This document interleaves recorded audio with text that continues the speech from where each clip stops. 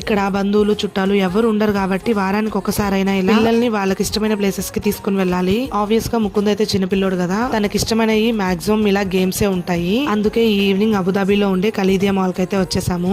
వాటితో పాటు కొన్ని గేమ్స్ లో మేము కూడా జాయిన్ అయ్యి మంచిగా ఎంజాయ్ చేసాము. ఇంకా రిటర్న్ అయ్యే టైంలో ఇలా గ్రౌండ్ ఫ్లోర్ లో ఫుల్ గా క్రౌడ్ ఉంది.